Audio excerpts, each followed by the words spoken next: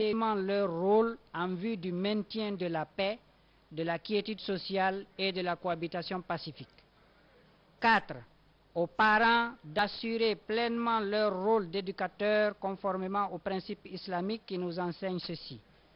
Chacun de vous est un berger et chacun de vous sera comptable de la manière dont il a dirigé son troupeau. 5. Aux forces de défense et de sécurité de veiller à la sécurité des citoyens et de leurs biens, au maintien de l'ordre social avec professionnalisme et impartialité dans le strict respect des droits humains. 6. À la justice de veiller à la pratique du droit en toutes circonstances dans le strict respect de la personne humaine et de ses droits. 7.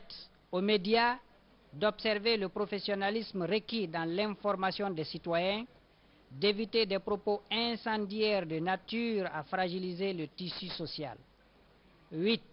Au peuple de Guinée de bannir la haine et l'ethnocentrisme afin de sauvegarder nos acquis, car la diversité ethnique est une des plus grandes richesses que Dieu nous a données. Le Conseil islamique de Guinée saisit cette opportunité pour demander au chef de l'État de persévérer dans sa démarche entreprise depuis le début de ces événements en appelant au maintien de la paix, de l'unité nationale et de la retenue. Qu'Allah préserve la Guinée et les Guinéens, le Conseil islamique de Guinée. Le chef d'état-major de l'armée de terre était dans les grandes unités militaires de la capitale.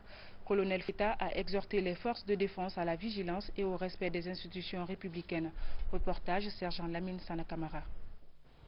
Pour sa deuxième tournée dans les grandes unités de la capitale, depuis sa nomination à la tête de l'état-major de l'armée de terre, le colonel Fodé Keïta était venu transmettre le message d'encouragement et de félicitations de la haute hiérarchie militaire à la troupe pour son comportement responsable durant les derniers événements intervenus dans notre pays. Nous sommes républicains. Nous sommes apolitiques. Nous sommes apolitiques. Vous avez suivi les événements déroulés. Le maintien d'ordre incombe aux services de sécurité, notamment la gendarmerie et la police. Restez derrière nos chefs. Restez derrière les instructions que les chefs nous donneront. Et surtout, redoubler de vigilance.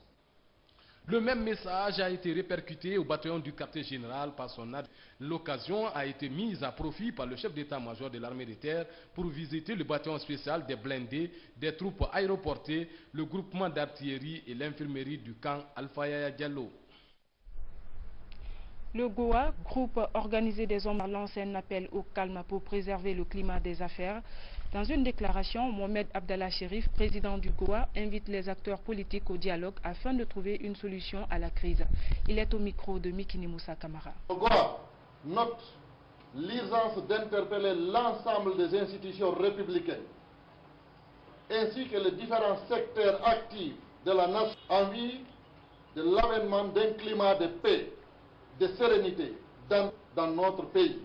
L'ampleur des dérapages, des dégâts causés, qui se chiffrent par centaines de milliards de francs guinéens, et surtout des pertes en vies humaines.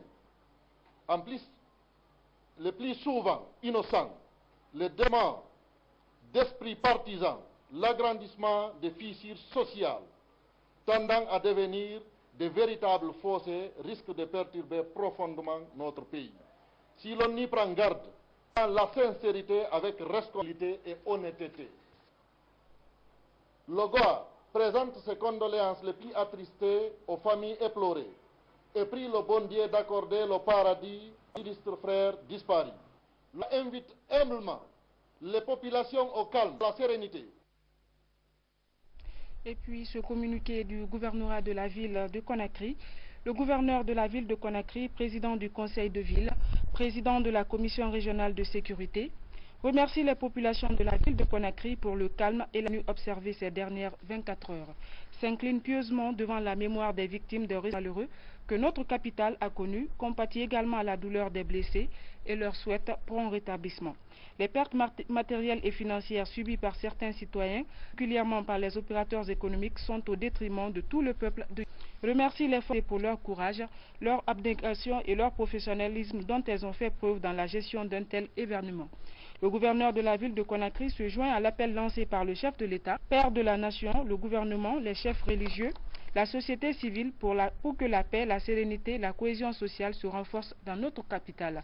Convaincu du patriotisme de leur sens élevé du civisme, le gouverneur porte à la connaissance de tous les citoyens de la ville de la réouverture du marché de Madina demain lundi 4 mars 2013 à partir de 7 h. Met en garde tous les fouteurs de troubles, les bandits de grand chemin, les voleurs, les individus mal intentionnés, les colporteurs de fausses rumeurs qui tenteraient de mettre en cause la reprise normale des actes dans la ville de Conakry. Quiconque sera appréhendé pour les faits cités si haut sera traduit devant les tribunaux compétents pour répondre de ces actes. Les maires des 5 communes de la capitale, les administrateurs et conseils de discipline de tous les marchés des 5 communes de la ville de Conakry, les syndicats et l'union des transports et services de sécurité sont chargés, chacun en ce qui le concerne, de veiller à l'application correcte des instructions. Signé le chef de bataillon Sekouresco Kamara. Le Premier ministre, chef du gouvernement, était hier dans la ville de Koya. Mohamed Saïd Fofana est allé transmettre le message de paix et de réconciliation du chef de l'État, professeur Alpha Condé, aux citoyens de la ville. Les populations de Koya ont réitéré leur adhésion au programme de société du gouvernement pour les poser dans le cadre du développement socio-économique de la préfecture. Reportage Ibrahima Keita. Avec 3215 km² de superficie, la préfecture a une densité de 69 habitants au km². Cette préfecture en expansion politique du changement se développe lentement mais qualitativement. Dans sa marche vers le développement, le gouvernement guinéen a doté cette préfecture de 44 forages dont 16 nouveaux, 150 lampadaires solaires, l'ouverture de routes et le bitumage de 8 km de voies urbaines, le financement et la construction des ponts de Tougandé et de Mouriahori pour que ces quelques actions, ce qui prouve que le projet de société du chef de l'État commence à faire table. Des actions qui ont donné une autre image à cette préfecture. Et pour une reconnaissance des bienfaits du gouvernement et du chef de l'État, les Soubouyaka se sont donné rendez-vous samedi pour dire merci au chef de l'État. Il est tout d'abord revenu aux artistes de magnificence du chef de l'État. Sur le podium, ils ont invité les Guinéens à l'unité nationale et à l'ex du prochain dans la différence. À travers cette mobilisation, Koya atteste ainsi son adhésion à la politique de développement du gouvernement. Nul doute, Excellence, Monsieur le Président, que vous œuvrez dans le sillon de l'histoire. Engagées pour réussir le pari de l'autosuffisance alimentaire, ces populations sont déterminées à accompagner les programmes de développement initiés dans le projet de Sougui. Pour le préfet de Koya, la volonté du président de la République de faire de la Guinée un pays émergent est l'affaire de tout Guinéen patriote. Commandant Abdrahmane Keita dira ensuite que les défis sont nombreux. La conjugaison des efforts est indispensable pour les relever. Porteur du message du chef de l'État, le Premier ministre chef du gouvernement a, dans la langue du terroir, dit qu'aucun développement n'est possible sans la compréhension et l'attente. Celui qui est une indivisible. Mohamed Saïd Fofana a en outre invité tous les Guinéens à la retenue et au renforcement du tissu social. Et incontestablement, cette mobilisation de suffisance, l'engagement des populations de Koya à soutenir les actions du président de la République. Est arrivé ici. Malheureusement, il en a été empêché et m'a donc demandé, à la tête d'une forte délégation du gouvernement, de venir saluer les populations de Koya. Cette brave population mobilisée pour soutenir son action, qui est fortement mobilisée derrière lui pour réussir son programme de changement. Et au calme, à l'unité, à l'entente, au travail quotidien pour que la paix advienne en Guinée. Il a demandé à chacun de respecter les lois guinéennes, à chacun de respecter les biens d'autrui, de respecter la vie d'autrui et de respecter l'honneur d'autrui. Des prières ont été dites pour la consolidation de la paix, le renforcement du tissu social et le développement de la Guinée, la patrie mère. La plateforme du Fouta Djallon vient sur le plateau de la RTG. Devant un parterre de journalistes, l'ONG a fait une présentation sommaire des activités socio-économiques qu'elle compte entreprendre pour le développement et la paix en Guinée. Compte rendu, Mohamed III Camara. Cette conférence de presse a regroupé une centaine de jeunes et journalistes de la place. Elle est organisée par la plateforme du Fouta Djallon. Créée depuis février 2012, la plateforme couvre 13 préfectures de la moyenne Guinée composées de fils résidents, ressortissants et Fouta Djallon. Lorsque tu veux faire quelque chose sans te mettre à celui qui gouverne, tu fais des erreurs. Cet enfant diaspora qui est venu, ses parents, arrière-parents, dans leur cas depuis des années, bouse de vache, il va que gratter ça pour mettre la peinture ordinaire là-dessus. tout se fait avec le dialogue, le consensus. Et, quel que soit le pouvoir, il ne faut pas dire que c'est parce que ce n'est pas l'imam. Cet imam n'est pas mon frère, je ne vais pas prier derrière lui. Donc au niveau de la plateforme, voilà les échanges, les discussions dont on parle.